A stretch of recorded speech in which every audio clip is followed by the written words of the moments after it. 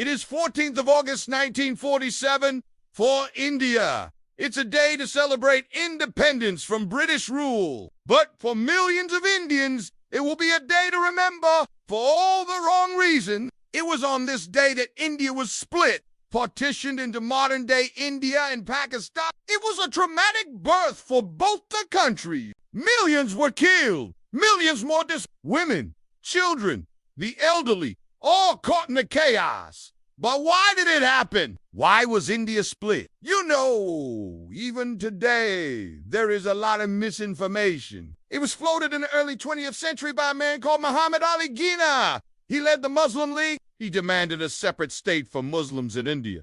Why did he want this? As Radcliffe was drawing his lines, people were being killed, injured, raped. So that's what the British wanted to avoid. Today, we remember the horror of that partition, the killings, the displacement, but we also remember the resilience of the human spirit. Like I said, it's important to remember both sides of the story, the good, the bad, the ugly, everything. It's important to remember because these stories can help us shape a better future. It's important to remember because we cannot afford to repeat history.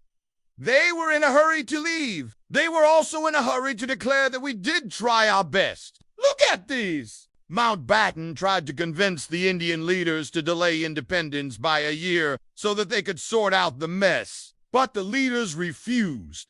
They wanted power.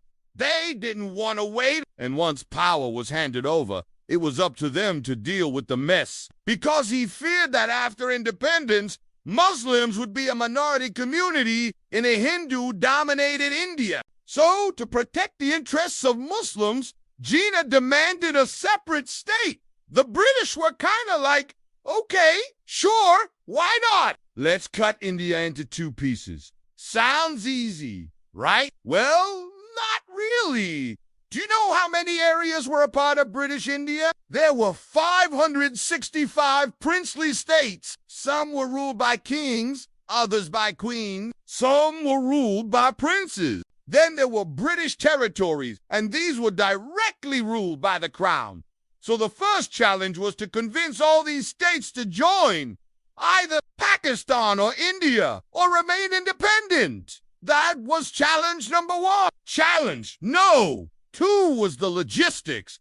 How do you split a subcontinent? Where do you draw the line? How do you decide which city goes where? And lastly, what happens to the people who don't end up on the right side of the border? Many don't know how it happened, why it happened, who pushed for it. So let me tell you, he was given 10 weeks to carve out a map of the new country. Radcliffe used a very scientific method.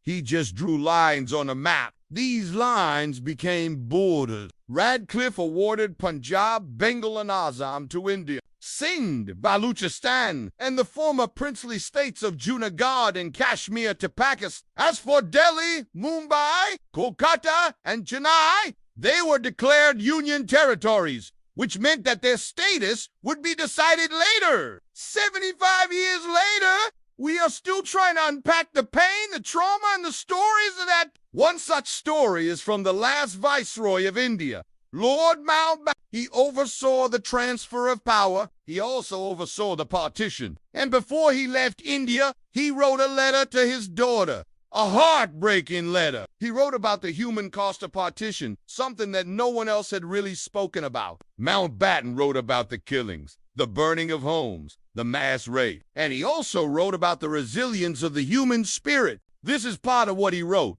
There is little to show now of the great cities of the past. They lie in ruin. In their place are thousands of dead bodies, piles of stinking refuse, and the homes of thousands of refugees who have fled the country. Everywhere I went, there were scenes of massacre, of homes and villages burnt and destroyed, and of people living on the roads, some too ill or wounded to move. Everywhere I went, I saw men, women, and children with vacant eyes, the living dead, walking, talking, eating and drinking, but never really conscious of what they were doing. I saw, too, the other side of the medal. I saw the magnificent courage of those who faced death daily without flinching. The doctors, the nurses, and the Red Cross.